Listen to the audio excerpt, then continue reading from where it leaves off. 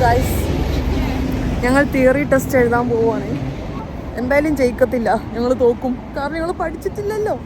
പഠിച്ചോ നീ? ബട്ട് ഞങ്ങൾ ഫുൾ കോൺഫിഡൻസോടെയാണ് എഴുതാൻ പോകുന്നത്. എന്തായാലും തോക്കും, കാരണം ഞങ്ങൾ പഠിച്ചിട്ടില്ല. പഠിക്കേണ്ട സമയത്ത് പഠിച്ചില്ലെങ്കിൽ വലിയ വില കൊടുക്കേണ്ടി വരും. ഞാൻ ഓൾറെഡി ഒരു പ്രാവശ്യം എഴുതി പൊട്ടി.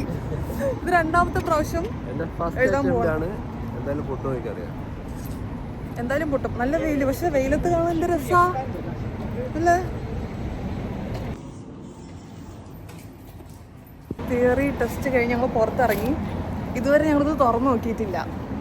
പക്ഷെ എൻ്റെ അറിവിൽ ഞാൻ കഴിഞ്ഞ പ്രാവശ്യം എഴുതിയതിൻ്റെ തോറ്റപ്പോഴൊക്കെ എനിക്ക് ബുക്ക് കിട്ടിയായിരുന്നു. എനിക്കും ബുക്ക് കിട്ടി, അവനും ബുക്ക് കിട്ടി.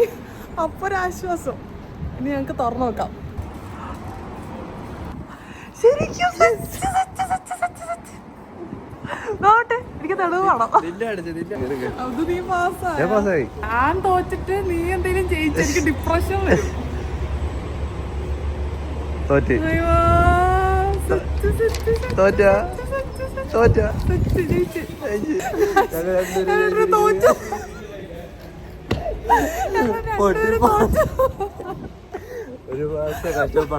രണ്ടുപേരും പൊട്ടി. ഞാൻ മാത്രം പൊട്ടിയിട്ട് ഇവൻ ജയിച്ചെങ്കിലുണ്ടല്ലോ എനിക്ക് ഡിപ്രഷൻ വന്ന് ഞാൻ മരിച്ചേനെ. ബാക്കി ഞങ്ങൾ രണ്ടുപേരും തോറ്റു.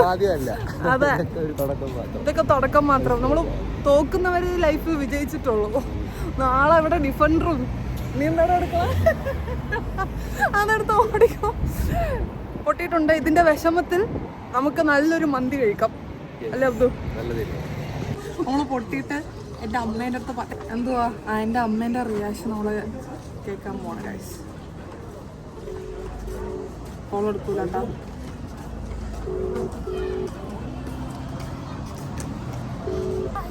ഹലോ അമ്മ, എവിടാ?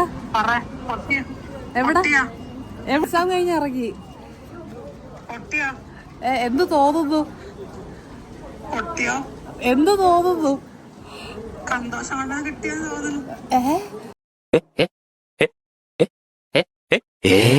അയാൾ സന്തോഷം വരുമ്പോഴാണോ ചിരിക്കാറ്?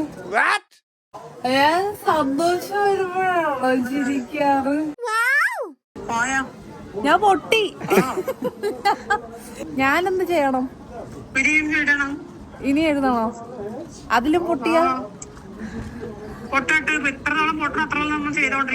Okay, good girl. So food കഴിക്കാൻ വേണ്ടിയിട്ട് ഞങ്ങള് റെസ്റ്റോറൻറ്റിൽ വന്നു. നോർമലി ഞാൻ ഫ്രഷ് ജ്യൂസിൻ്റെ ആളാണ്. സോ ബട്ട് ഇത് നല്ല ടേസ്റ്റ്. യെസ് ബ്രോ, തോറ്റ വിഷമത്തിൽ.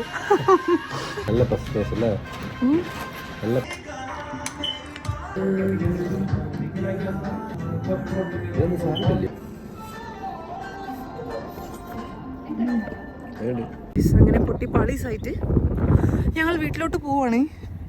ഒന്നുകൂടെ അപ്ലൈ ആക്കണം, ഒന്നുകൂടെ എഴുതണം. വേണ്ട, ഒന്നുകൂടെ ജയിക്കണം. ജയിച്ചില്ലെങ്കിൽ ശരിയാവില്ല. ബൈ.